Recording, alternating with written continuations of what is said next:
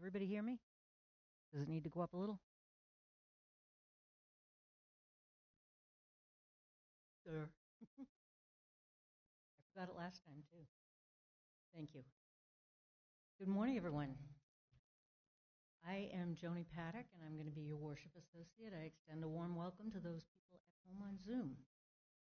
I have a couple of announcements this morning. I know we don't usually do announcements, but we do have a couple of important ones.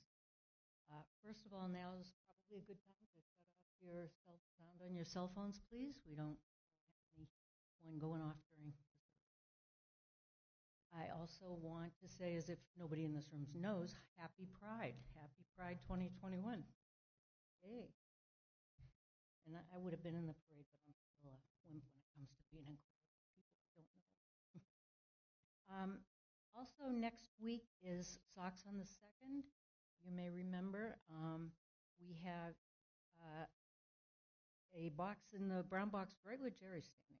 Socks on the 2nd. If you can bring them to service, that's great next Sunday. And if you can't, if you can come during the week when the office is open, you can drop them in that brown box. It's pretty clearly marked, Socks on the 2nd. You won't have any. Many of you heard last month from Arlene Rosenthal, who's the president of Well in the Desert, and she talked about how incredibly appreciative the people that are affected by poverty are by the donations of socks. I guess, last month they just went crazy. They had so many socks, and they were very, very grateful. So your help and your contributions will be gratefully accepted. The next is about our food donations. If you saw in your newsletter, we're going to be doing the donation box for the families in the migrant education program down in the East Valley. Sarita, Barb, Bill, and I are organizing a toy drive and also the food donation. So I want to show you a little show and tell. Sarita and Barb went to Lowe's and picked up this box. This is a perfect size box to make the donations. They're not too heavy when they're loaded. They fit nicely into the van that we're going to be having out in the parking lot on December the 3rd, which is a Friday afternoon. And if I remember right, it's 3 to 6. But look in your newsletter, the newsletter, and it'll say the hours. We'll have it right out front here, so you can't miss it. The list is here taped to this box, this sample box, and it lists all the food items that they have requested at the migrant education program. If you don't have the list, if you just want to have an extra copy or whatever, see Sarita. I think everybody knows Sarita. After service, and she has some printed out. So that it'll make it so much easier. The box is $1.10 at Lowe's, so if you can go to Lowe's, and it's small size. And it, like I say, it just makes it, last year there was some that were just so heavy, it was really difficult to lift them into the van and out of the van and transport them into the building once we got there. So that would be really helpful. Okay, drum roll maestro. We have the results of the auction, the silent auction and the live auction held on Zoom last night. And the total is, I'm getting choked up, I'm so excited, $20,000 even.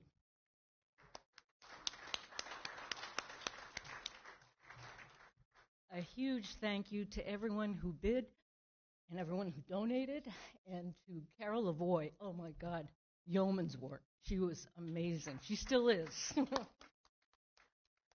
She's tabulating everything as we speak, and you should have an email no later than Tuesday with what you might have won in the auction and what you might have donated and who won your item. So keep a lookout for something from Carol.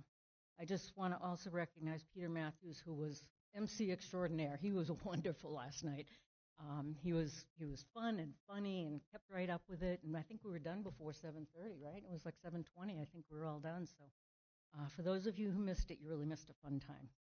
I got to tell you, last year when she said it was going to be on Zoom, I was a real skeptic, but it was a lot of fun last year, and it was just as much fun this year. We're hoping to have it live here next year, please God. I also want to recognize Jack Fitzsimmons, who did all the graphics. For any of you that saw it on Zoom last night or might have gotten a booklet, he did all the graphics, and he did a wonderful job. He does so much. All the graphics that you see here are done by Jack, so I just wanted to give him a shout out as well. Okay, that's it for announcements. I don't think I missed anything. Now I'd like to take a moment to acknowledge that we are on the historic lands of the various bands of Cahuilla people. We honor the unique relationship that we hope emerges between our community and the indigenous people and their traditional territory. Let this acknowledgement serve as a reminder to recognize, honor, reconcile, and partner with the Cahuilla people whose lands and water we benefit from today. I would also like to point out that November is Native American Heritage Month, which is a federally recognized event in which celebrates the rich and diverse cultures and traditions of our Native people. In years past, Bill and I have attended some of the powwows that have been held locally here in the Valley, but unfortunately, due to COVID, the festivals are virtual. You might find it interesting to look online. There's more information about the culture and traditions of our local indigenous people. Let's see. Oh, Pride. I did want to mention one other thing about Pride. We had a record number of people sign up to march. We have 16 marchers this morning marching in the Pride Parade, all wearing the bright yellow Standing on the Side of Love t-shirts that many of you have probably seen over the years. And we also have a banner that was handmade by one of our members, Juanita Garner, from several years ago. Her son actually made the banner. It's a big, bright yellow, and it says, UUCOD, Standing on the Side of Love, brightly painted with rainbow colors, and it's just beautiful. So we've become known here in the Pride Parade and other places as the Yellow People. Group. So in that spirit, I also want to say that here at UUCOD, it doesn't matter where you or your ancestors are from, who you love, your gender identity, your theology, your politics, or your immigration status. We welcome all who are committed to our core values as expressed in our 7 principles, and those can be found on the back of your order of worship if anyone's not familiar with them. Together we come to this place to share our hopes, dreams, and visions. We seek to build a diverse and inclusive community that honors our first principle, the inherent worth and dignity of every being. Thanks for being with us this morning, both here in the sanctuary and virtually at home. And finally, please consider making a donation today to support the many programs we offer and all the good work that we do in the area, particularly of social justice. If you're here in the sanctuary, you can leave your offering in one of the 2 baskets. One's located by that door over there, and one is located if you exit by this door here. You can drop it in that basket right there. And for those that are watching virtually, please donate using the virtual offering basket, which there was a link in the email you received this morning. Or if you didn't get that link, or you just want to send an old-fashioned check, that's fine too. Just be sure to send it to our P.O. box, not to the physical address. And if you want to be on our email list to learn more about us and our programming, please contact us at admin@uucod.org. And now we will bring the Tibetan bowl, and the music of the centering will follow.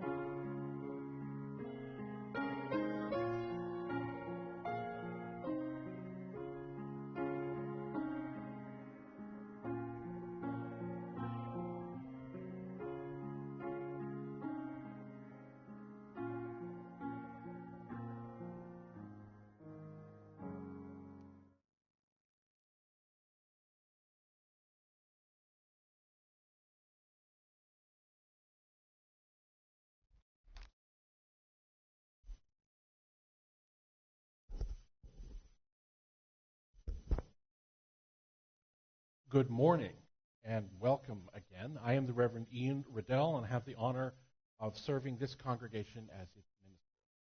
We gather together as a congregation and a tradition that celebrates the richness and beauty of individual lives and understands that the tapestry we weave together is made stronger and more vibrant by our collaboration and by the sharing of our lives and our visions for a community of diversity, inclusion, and belonging.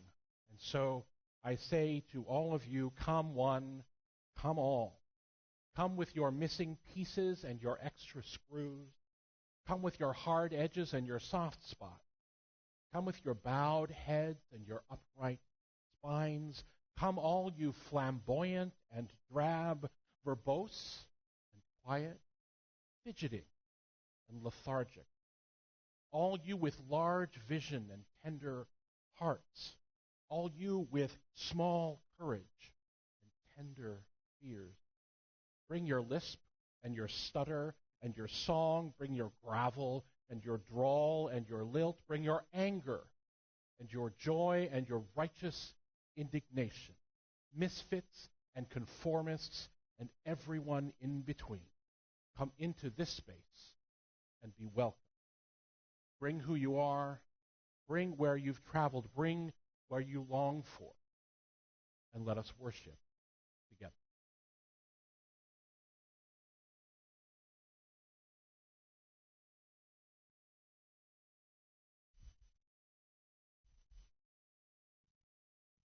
And now please join me in our unison aspiration as Reverend Ian lights our chalice. May love be the spirit of this church. May the quest for truth be its sacrament and service be its prayer. To dwell together in peace, to seek knowledge in freedom, and to help one another in fellowship. This is our aspiration.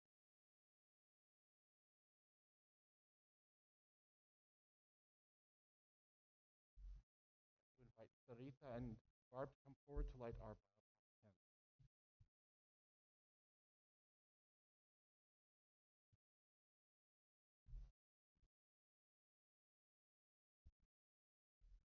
We light this candle in solidarity with Black, Indigenous, and other people of color as they journey toward spiritual wholeness.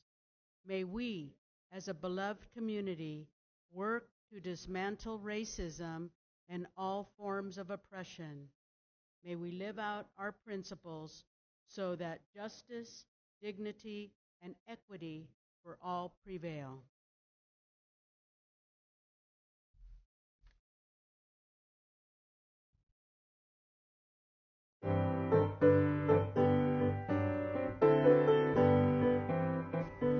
Love will guide us, peace has tried us, hope inside us will lead the way on the road from greed to giving. Love will guide us through the hard night. If you cannot sing like angels, if you cannot speak before thousands, you can give from deep within you. You can change the world with your love. Love will guide us, peace has tried us, hope inside us will lead the way on the road from greed to giving. Love will guide us through the hard night.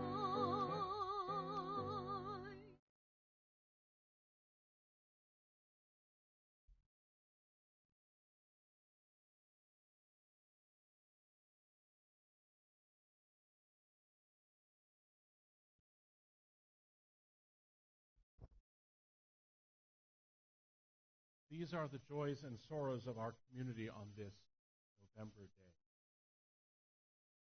We share special prayers for Sarita's brother David, who was diagnosed with lymphoma. We light a candle returning to spirit. Joan Elliott's brother Malcolm has unexpectedly ended his identical twin Melvin and sister Joan. May the Elliott families be held within the beloved Cheryl lights 2 candles today. First, a candle of sorrow for Portland friends Tracy and Randy, suffering from their family tragedy and a loss as a result of domestic violence. The second candle for her neighbor Bruce Montgomery, who is in a coma.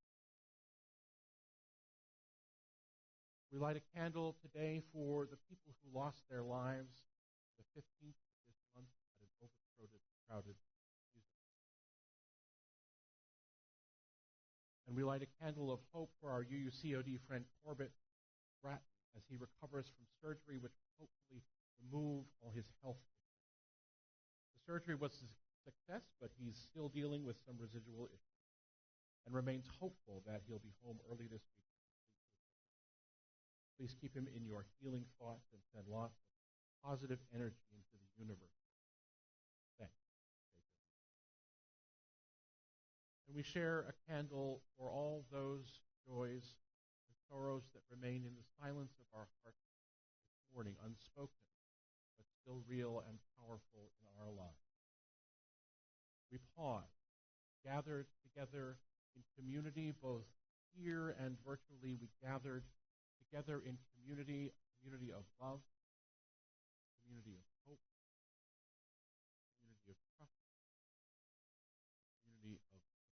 We gather in that community. We hold in our hearts today all those who are suffering from despair, violence, fear. And we hold in our hearts today all those who are celebrating with joy, with success, with hope.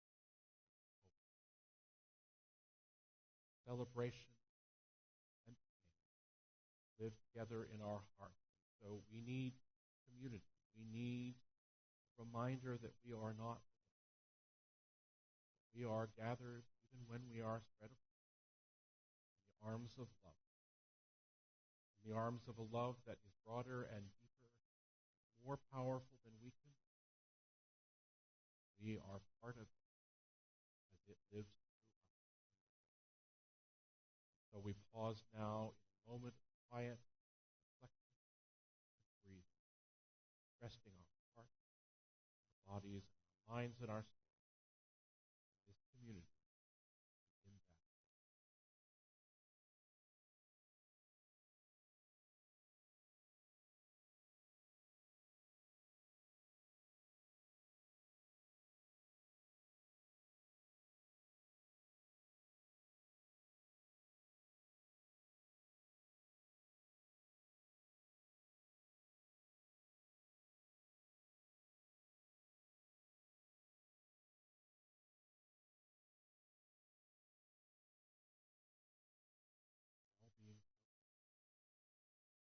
All beings know an end to suffering. May all beings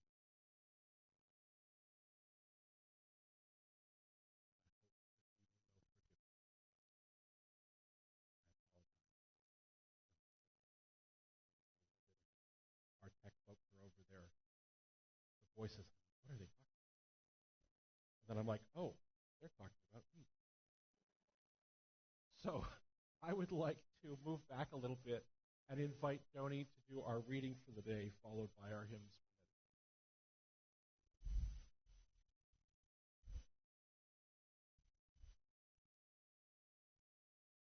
Worship.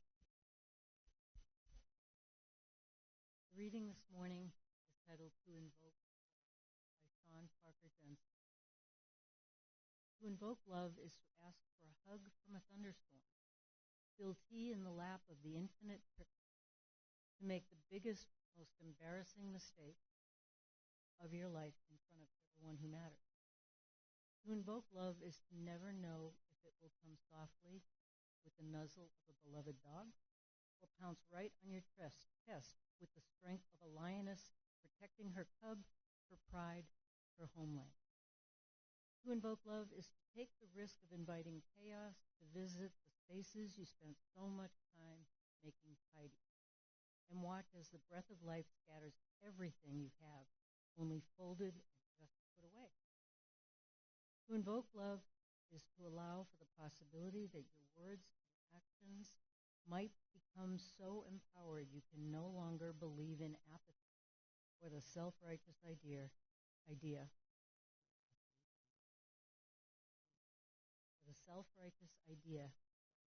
can change. To invoke love is to give up self-deprecation, false humility, pride, to consider yourself worthy to be made whole, willing to encounter love that will never let each other go. To invoke love is to guard against assumptions, take care with our words, and practice forgiveness, not as ethereal ideal, but right here in the messy midst of our imperfect lives. To invoke love is to approach each day and every person with wonder, anticipating love's arrival. Is this the moment? Is this love's grand entrance? Is this person the embodiment of love? Am I the one? To invoke love is to play the fool, the one more concerned with loving than with the appearance or reputation, the one ready and willing to be vulnerable, abandoning anything that gets in love's way. To invoke love is to be ready to become here, now, in everything we do. Are you ready?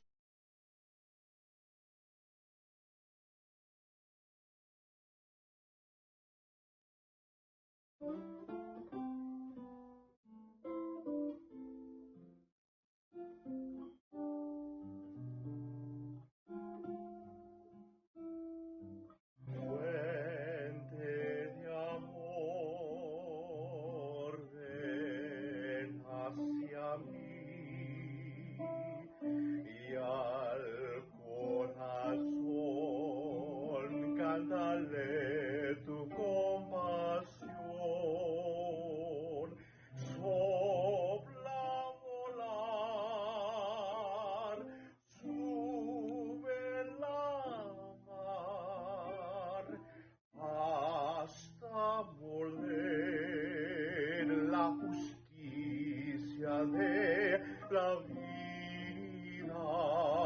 Arraígame,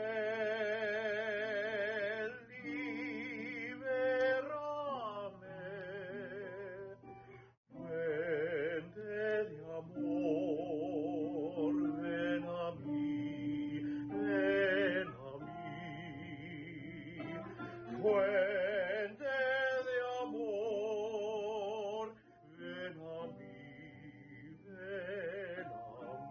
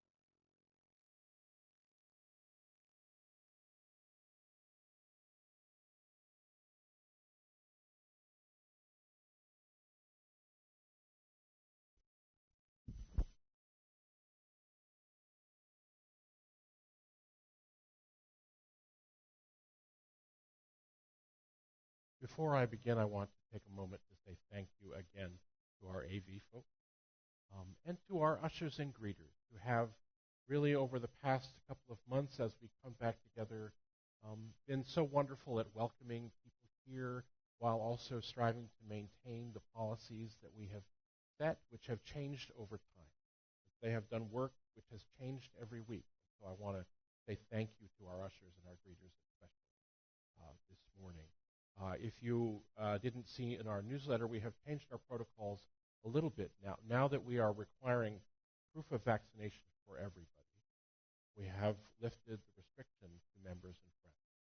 And so now we are at a place where if people wish to come and worship with us, as long as they can provide proof of vaccination, and will remain masked and continue all our other protocols, that we are welcoming again.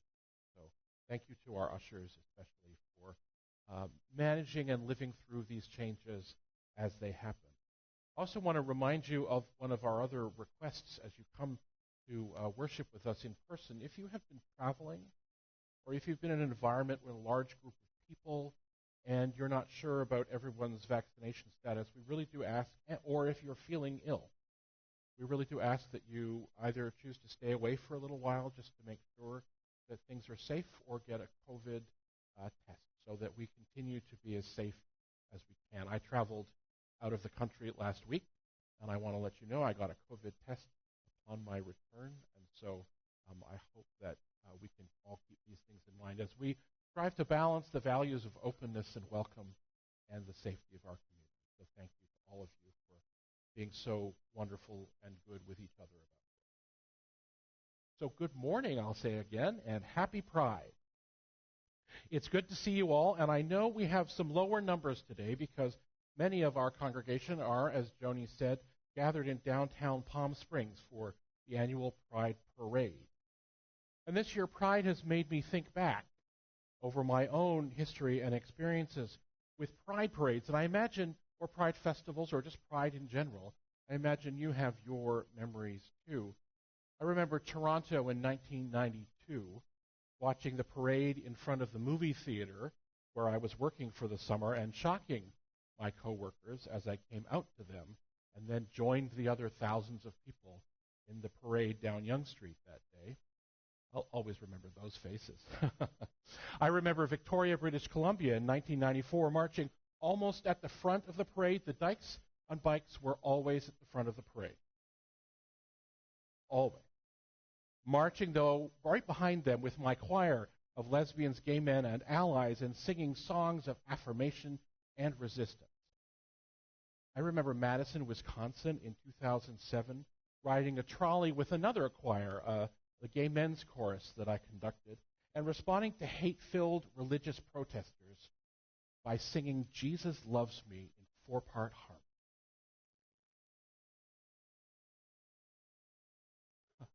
I remember those faces, too. I remember Las Vegas in 2014, wandering around the downtown of Las Vegas in a clergy collar, looking for my congregants who were gathering to march, and being questioned by a passerby as to whether I was there in support or in protest. I said, I'm marching. And they said, Amen. And I remember San Diego in 2017 at the front of the parade again, actually, at this time, but this time with 50 or more clergy colleagues in robes and collars and stoles and yarmulkes, letting thousands of people know that there were religious communities that supported, honored, and celebrated them. I imagine that many of you have memories of Pride's past. It is so often a celebration of great joy and community, reveling and dancing and singing and wearing fabulous outfits we wish we could wear all the time. And as every year go by, we celebrate more and more the changes in our world that our hard work and commitment and perseverance has brought to us. The changes that we have demanded for our LGBTQ lives and families. Decriminalization, legal protections, adoption rights, health care, marriage equality. So many gains to celebrate. So much love and perseverance to honor. I know that I wake every day grateful for the commitment and hard work and sacrifice of those who have come before me, people who gave their time, their skill, their stubbornness, sometimes their livelihoods or their lives to build a new world for all of us. So we celebrate and share gratitude every day, but especially at Pride. I remember, though, one of my friends asking me once, why pride? Isn't pride a sin? So what is pride? Why do we use that word? We talk about pride coming before a fall. We wonder about those times when we or others proclaim our own superiority, our disdain for those not as successful or beautiful or as well off as we are. Pride. But I see another face to pride. In a world that so often tells so many of us that we are unworthy of love, that we are not deserving of the protection of the law, that the way we live our lives is sinful, that we may not actually deserve to exist. In that world, a world that has examples like this, I'm going to share one, though you know I could go on and on about the ways in which this world treats so many of us. Last month, a state legislator in Texas, in his capacity as chair of the House Committee on General Investigating in Texas, notified the department in charge of education in Texas that he was instigating an investigation of school districts and the type of books that were in schools and where they were kept and how much money they spent on them. The list of books was 16 pages long, contained more than 850 book titles. Many of these books dealt with race, the lives of non-white people in our country, and our nation's history of racism and oppression, and resistance to that racism and oppression. It feels like this is part of the ongoing challenge to teaching the real history of our nation and its people, a challenge hiding behind critique of critical race theory, which no one who's critiquing it can describe, apparently. It's part of the attempt to whitewash our history and keep our young citizens from learning the true story of our country, disasters, pain, and heroic resistance to oppression, all being swept under the carpet. Now, the list of books isn't limited to racial issues.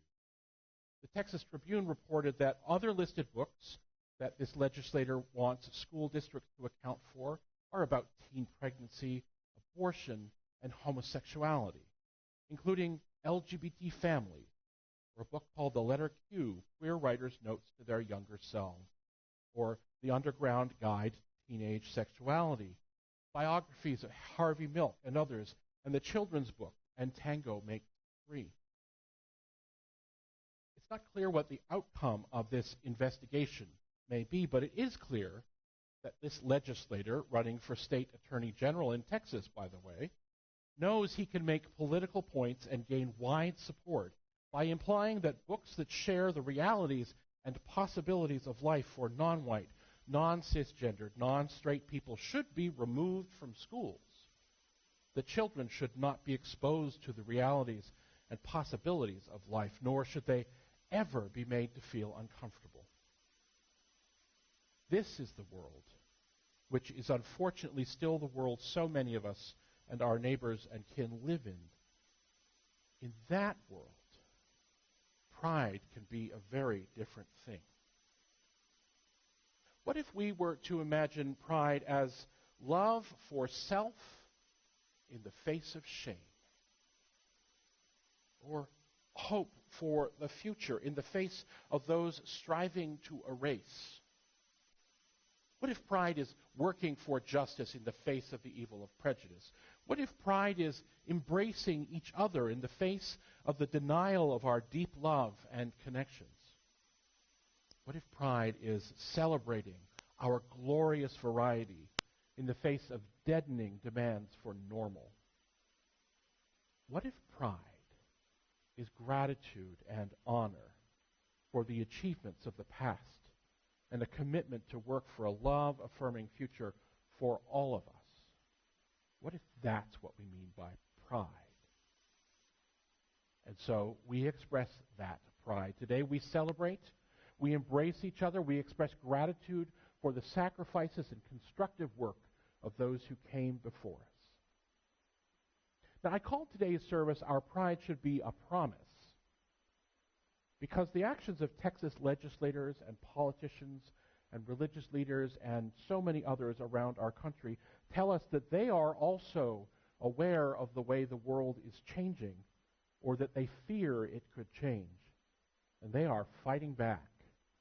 They are asserting the status quo. They are passing legislation and regulations to limit the possibilities of life for our trans neighbors and kin. They are working to erode the rights we have fought so hard for. They are working hard for our erasure and are tacitly and sometimes explicitly condoning violence and exclusion. Our pride is a statement. As we said back in the 90s, we're here, we're queer, get used to it. It says that we are all of us, worthy of love and dignity, and that our existence is a blessing on the world. It says we love ourselves and our kin. But we here in this room, in this gathering, know that love is not just a passive emotion. It is action. It is a choice. It is a commitment, a promise to the thriving and growth of our neighbors and kin, all of them, all of us. Our pride is a call to act in the world to make change, to answer the call of love, to let love guide our actions in the world. And so we march, we campaign, we support justice with our votes and our voices and our wallets. We resist the erasure of whole peoples through political action, through protest, through letter writing, through talking with our neighbors and kin, having those hard conversations. And the evil of all of this is not just out there, friends. We know that. So we commit to changing our own hearts, our own ways of being, seeing clearly our own prejudices, our own discomforts, our own confusion, seeing these clearly with honesty and compassion, and committing to being better. Essayist Leslie Jameson writes, "Empathy isn't just something that happens to us, it's a choice we make to pay attention, to extend ourselves. It's made of exertion, that dowdier cousin of impulse. The act of choosing simply means we've committed ourselves to a set of behaviors greater than the sum of our individual inclinations." She continues, "I believe in intention and I believe in work. I believe in waking up in the middle of the night and packing our bags and leaving our worst selves for our better selves." We are called to affirm the understanding that each individual human being is born with worth and dignity inherent in their very being, not because of or despite the randomness and richness of where they are born or what their family looks like or the shade of their skin or the religion they choose or which chooses them or the work they do in the world or how they live in their bodies or who they have no choice but to love. No, inherent and inborn worth and dignity. And we are also called to recognize that we are inextricably linked to all other life, woven into a vast tapestry of existence of which we are a powerful, integral, and holy part. We are deeply connected with each other. Our lives are deeply interwoven with the lives of all of the other creatures on this planet. Sister Simone Campbell, one of the nuns on the bus, if you remember those folks, said that we may have different stories to tell, but it's the same hunger, the same desire, the same passion to make a difference in our world, to care for family, to be who we are called to be. And so we can choose to respond to each person we meet with curiosity, with empathy, and compassion. Not because they are needy or in danger or odd, but just because they are. We must choose empathy and curiosity and openness. I tell the story I'm about to tell you a lot. You may have heard it from me before. It keeps coming up over and over as a story that points to a central way to be in the world that I think helps us build a community where all are worthy, loved, and celebrated. Where we understand that difference and diversity, even strangeness and oddity and quirk, can make us a strong, rich, vibrant community. Where curiosity and empathy are central virtues in our relationships and our culture. Where we build space and support for each of us answering the call of our life. The invoking of love and sharing that with neighbors and kin. It's an old, old story. I have heard it told that there was once a rabbi, a great and beloved teacher. Students came from far and wide to learn and grow with this wise and compassionate elder. And one day the rabbi gathered their students around and, as the rabbi often did, asked them a question. A very important question in Jewish ritual and tradition. How can you tell if it's day or night? How can you tell if the dawn has come? And the most eager student spoke up and said, is it when you see a tree in the distance and you can tell whether it's a date tree or a fig tree? No, said the rabbi. And the most earnest student spoke and said, is it when you can see an animal in the distance and tell whether it's a dog or a goat? No, said the rabbi again. Increasingly frustrated, the most impatient and impertinent student spoke and said, well, how can you tell then? The rabbi responded, it is when you look into the face of the person in front of you, whoever they may be, wherever they are from, whatever their standing in life, whatever the color of their skin, whatever clothing they wear, whatever language they speak. When you can look into the face of the person in front of you and know that they are your kin. If you cannot see that, the rabbi concluded, it is still night.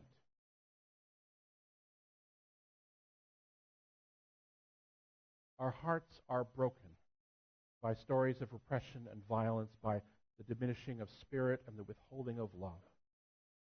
May we remember that through the cracks of our broken heart can grow kindness and tenderness, mercy and hope.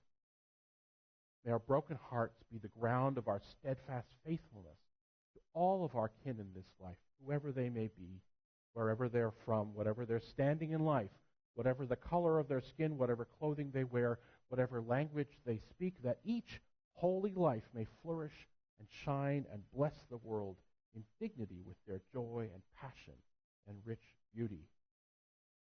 May we know as we share together in our grief and in our prideful celebration that we are inextricably woven together into the vast song of the cosmos, woven into a common life and a common destiny. May we rejoice in the beauty and strength of the music we weave with our lives. May we cherish each life as a holy gift of love to the world. And may our pride, our love for our holy self, our rejection of shame and oppression, may our pride invite and lure and challenge and guide us to choosing to act for the protection of all of those around us, to act for the support of all of our kin, especially those who society says shouldn't exist, to act to celebrate each and every day the wondrous beauty and majesty and sheer gloriousness of all the ways we live in our bodies and share our love with the world. Let's invoke that love and let it be the love that guides us every day ahead. May it be so. Answering the call of love is our closing hymn.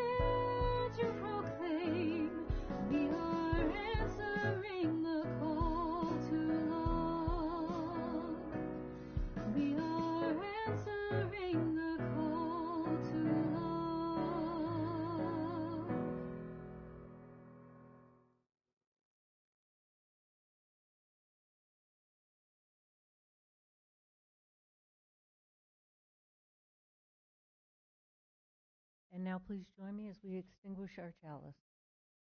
We extinguish this flame, but not the light of truth, the warmth of community, or the fire of commitment. These we carry in our hearts until we are together again.